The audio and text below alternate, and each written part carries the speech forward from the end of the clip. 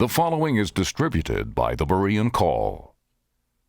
You're listening to Search the Scriptures Daily, a program in which we encourage everyone who desires to know God's truth to look to God's Word for all that is essential for salvation and living one's life in a way that is pleasing to Him. And we want to welcome you to our series dealing with the religion of yoga and the attempts being made to integrate that religion with Christianity. Now, Dave, I can hear some objections out there right now. What do you mean, the religion of yoga? You don't know what you're talking about. Come on. I'm taking classes right now in my Baptist church, right in the basement. And certainly our pastor would not allow any false religion to be taught in his church. Well, it's a pagan religion, folks, and we've been explaining that very thing for the last few weeks.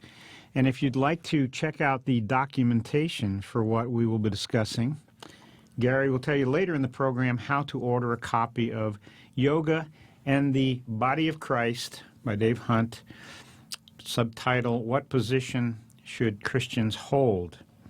Now, Dave, let me run by you an analogy, okay, and see if it sheds any religious connection, any light on the religious connection between yoga and religion. You know my background as a Roman Catholic, 30 years a Roman Catholic. Mm-hmm. Now, what if I started an exercise program that I wanted you to participate in, and I called it Catholicizing? Now, that might raise an eyebrow on your part, but what if I tell you that I separated the religion out from the physical aspects? So I don't want you to worry. And some of the exercises I had you do included genuflecting and making the sign of the cross. And then I added some sort of manual dexterity exercise that involves working a string of beads, okay, while repeating maybe,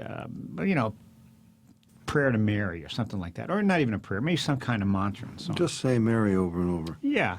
Now, would you be suspicious that my Catholicizing program might perhaps have something to do with Roman Catholicism? Well, Tom, I think I just might suspect that. Dave, is that an analogy to what's going on with yoga? Yeah, it's a very good analogy. But Tom, the chapter you wanted to get into today, chapter 3, we haven't gotten very far. It's a small book, which is rare for me. This chapter is worth 10 times the price of the book. Well, it's an incredible chapter. The title, Dave, alone, The Aquarian Conspiracy, I mean, it sounds like something to throw back to the age of Aquarius, which it is, which you'll explain. But in it, you open a whole can of worms. No, you open a whole can of vipers. You connect yoga to the dangerous forms of energy, spiritual energy, to altered states of consciousness, to drugs, to the occult, to communication with spirit beings, and so forth. And you certainly deal with all the ingredients of a conspiracy, which you believe has to do with the amazing popularity of yoga. So how does all this fit together? Well, Tom, it is a conspiracy, and I'm not making that up. You've known me for enough years to know I'm not a conspiracy buff. I shy away from that. Right. But we will get to it. But I quote from a document, which I was just looking on the internet, and I forget the website, but whoever it was saying, wow, I'm ecstatic. I just got a PDF copy of Changing Images of Man, and I've been wanting that for years. Well, I've had it for at least 30 years. It was written in 74, and I don't want to jump into that right now, Tom, but this was a group of scientists, psychologists at SRI, Stanford Research Institute. They made a study on the computer, alternate forms of the future of mankind, and how is mankind going to survive.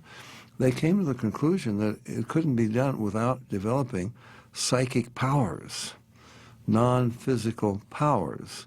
And the next question was, how do we do this without everyone knowing? Part of it was going to be through drugs. I talk about the CIA. They flooded our universities with LSD. And talk about a number of other characters here. But changing images of man. The whole idea was, how can we change Western man from a scientifically, logically oriented thinking person into an Eastern mystic who is willing to go by experiences, and then we can guide these experiences.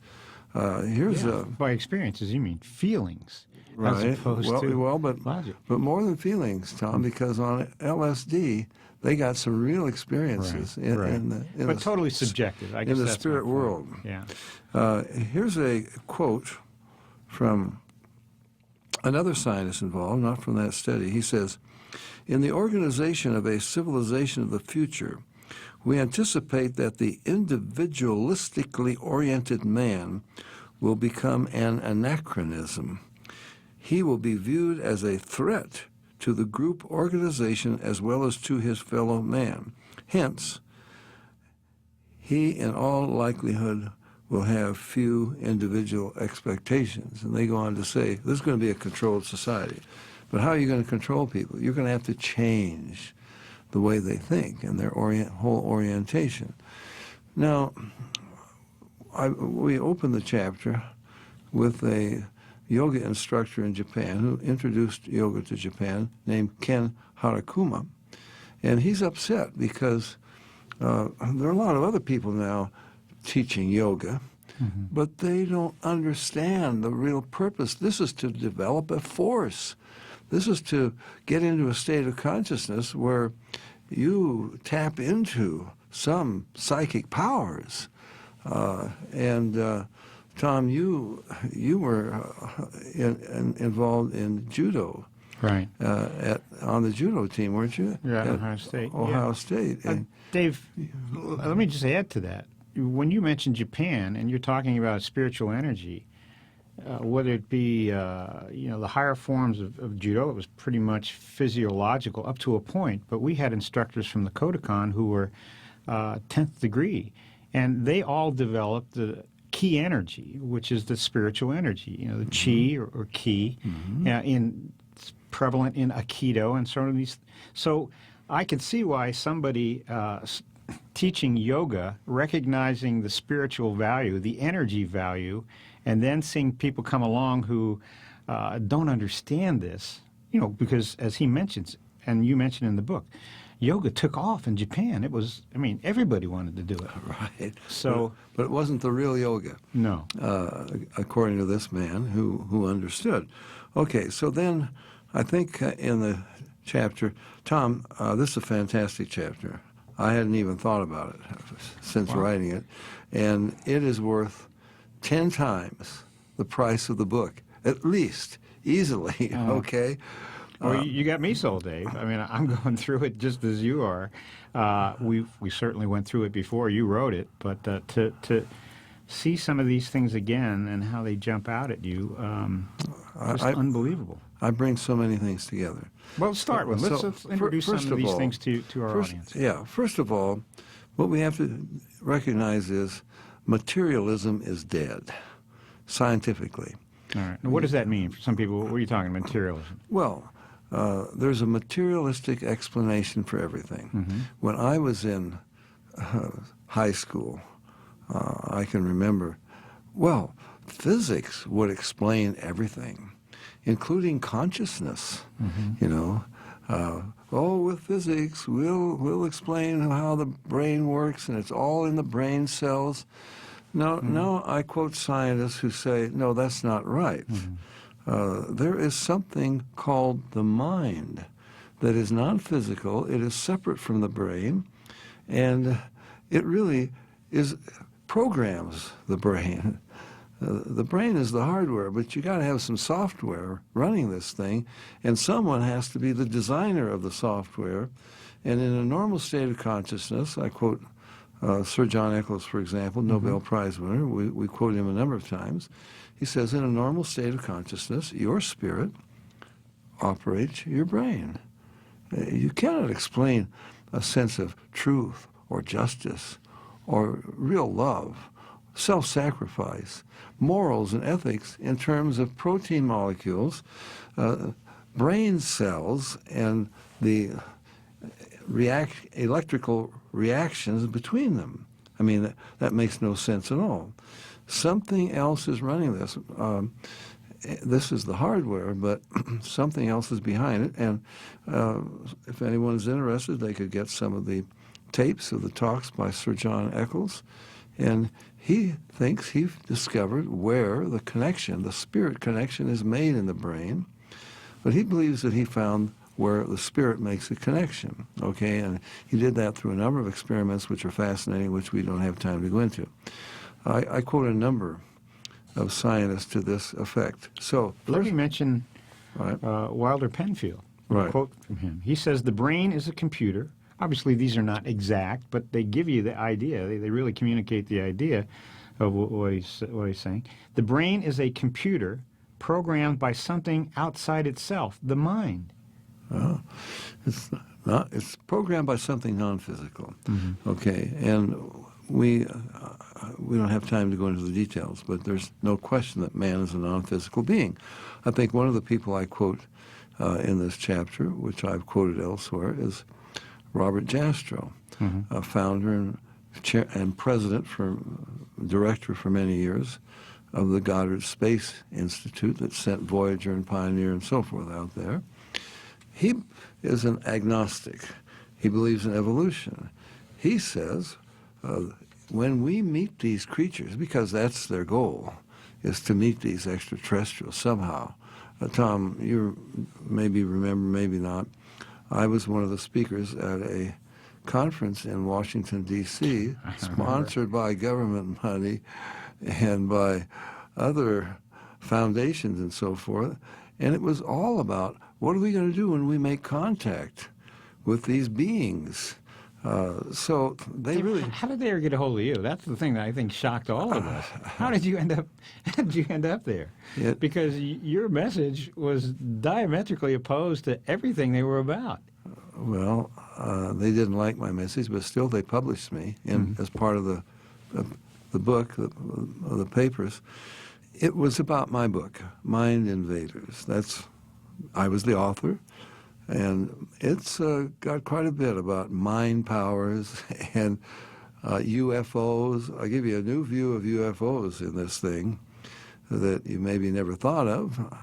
Talking to the listeners out there now, people have told me I know a friend of ours, a mutual friend, who is, he's a top scientist, and he stayed. His wife found him at 5 a.m. at the kitchen table, still reading it. He couldn't put it down. Anyway, because of what I say about contacting entities and UFOs in the book Mind Invaders, that was how. So that got their attention. Right. And anyway, Tom, we have to understand, first of all, we're not just lumps of protein molecules wired with nerves. Now, we're not the only minds in the universe, and we document that very thoroughly. But this is what these men at SRI, which was called Stanford Research Institute, which was a private organization near the campus of Stanford University. Willis Harman was the director. I think it started out maybe of close connection with Stanford, and maybe it got so weird they just dropped the words and left the SRI, and this was all about how can we do this. Okay, now how are we going to introduce this without letting people know?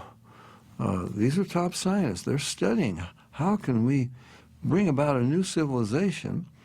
And, Willis Harman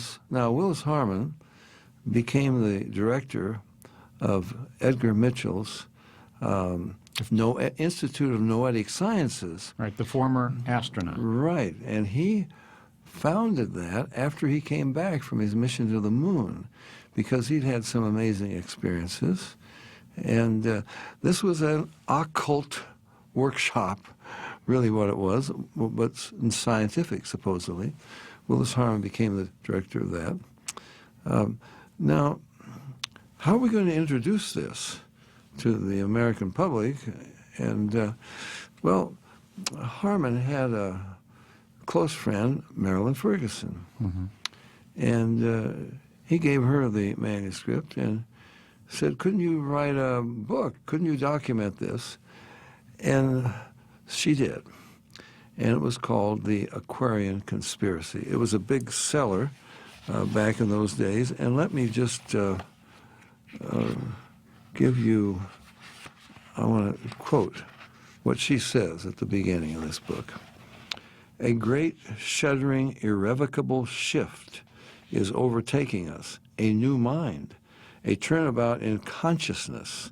And consciousness became the big thing, altered states of consciousness. You had a movie by that title. A turnabout in consciousness in critical numbers of individuals, a network powerful enough to bring about radical change in our culture. This network, the Aquarian Conspiracy, has already enlisted the minds, hearts, and resources of some of our most advanced thinkers, including Nobel laureate scientists, philosophers, statesmen, celebrities, who are working to create a different kind of society. I mean, there it is, Tom. It's very plain. This is what the conspiracy is all about. There are legions of conspirators. This are their words, not my words. They are in corporations, universities, and hospitals, on the faculties of public schools, in factories and doctors' offices, in state and federal agencies, on city councils, the White House staff, in state legislatures, in volunteer organizations, in virtually all arenas of policy making in the country. The Eastern mystical technologies for expanding and transforming personal consciousness, this is where yoga comes in. Once the secret of an elite, sounds like that, that recent book, The Secret, that we did a special DVD on, are now generating massive change in every cultural institution, medicine, politics, business, education, religion, and the family. And Tom, we won't have time to get into it this week, but I give you the fascinating connections to drugs and the people who were involved, and involvement of the CIA. Because one of the things that LSD did, it put the imbiber, the person who took that, the person who took acid, dropped acid as they would say, it put them into another state of consciousness. Tom, this introduced thousands, maybe millions of our young people who became our scientists later on. Dave, this was my generation. Yes, into the occult. Look, Tom, here's a half a dozen. And look, I never got into this, and I don't think you did, but I've interviewed quite a few people who did. Here's a half a dozen guys in a room together. They all drop acid together. Suddenly, they are all in the same landscape. They're describing it to one another. They're involved in the same psychedelic adventure. Now, how does that come about? There's a common source of delusion, okay? And I've interviewed channelers all over the world. And channelers, supposedly from spirit contact, you know. And what do you know? They all come up with the same thing. And it conforms to the same, it conforms to the lies of the serpent in the garden. We have anthropologists, one anthropologist, for example, who's traveled all over the world imbibing these, testing these exotic plants and the drugs. He says, they're trying to teach us something. These beings that we make contact with, and of course this is how witch doctors operate, shamans, medicine men, whatever you want to call them, they make contact with their spirit guide, all right? So they're trying to teach us something. Indeed they are, and we have a group of scientists who are going right along with this. Dave, I have to give you this quote, which you have in the book, from, again, Marilyn Ferguson, the Aquarian conspiracy. She says, ironically, the introduction of major psychedelics like LSD in the 1960s was largely attributable to the Central Intelligence Agency's investigation into these drugs for possible military use. Experiments on more than 80 college campuses under various CIA code names unintentionally popularized LSD. Thousands of graduate students served as guinea pigs. Soon they were synthesizing their own acid. Now, Tom, what does this have to do with yoga? Well, I think I mentioned in here, I'll never forget a mother talking to me, saying, well, our son was into drugs. And now he's off of that, and he's into yoga. Thank God he's off of drugs. And I said, I'm sorry to inform you, drugs, that was the kindergarten. Yoga, that's the graduate school. Now, you can get into a higher state of consciousness on yoga and more controlled than you can on drugs. But I'm getting ahead of myself. First of all, we have to establish that we're non-physical beings living in a physical body. There's something else, not just the brain cells. There are non-physical entities. And so I was quoting Robert Jastrow. He said, when we meet them, you know, they could be 10 billion years longer. They could be 10 billion years ahead of us on the evolutionary scale. We'll seem like, we're like worms. We're like worms, and they'll seem like gods to us. They will have all these powers. We'll fall at their feet and worship them. So Dave, Jastrow, he's telling us that evolution, which he believes in, right, if we just project ahead, that there could be entities so far more evolved than we are, and we're going to be like them. And they've left their no need of bodies anymore. Right. They are now, here's Jastrow's words, they're what old-fashioned religious people called spirit beings. Now tell us who Jastrow is again. So this isn't just some name you picked out. Robert Jastrow was the founder and for many years director of the Goddard Space Institute in New York that sent Pioneer, Voyager, and so forth out into space. And agnostic.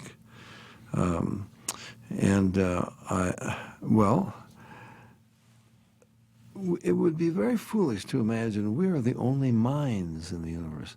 Now, they think that there are extraterrestrial minds out there, and I guess we've left yoga just a little bit, but we'll get back to it. But, Tom, can you imagine? Now we have serious scientists trying to make psychic contact with non-physical entities. What a setup for Satan and for his demons. Now, I better quickly say they're not out there. There are spirit beings, angels, demons, God, Satan, and man is a man is a spirit being living in a non-physical body. Now that another mind can control your mind, and I can tell you the Russians have tried to do this at a distance, and so has the CIA and so forth. We can prove that very simply. Hypnotism. We experimented with it when I was in the Army. We could get a guy with just his head on one bunk and just his heels on the other, stiff as a board. You could bounce up and down on him. Now, you couldn't do that physically. So we could control someone else. Now, of course, in this experiment, they're allowing us to do it. But what about other minds out there? Demonic entities. And not just drugs, but yoga is designed to make contact with these entities, and we have to come back and talk about this. There's too much to cover in 1 week from this chapter 3 in the book.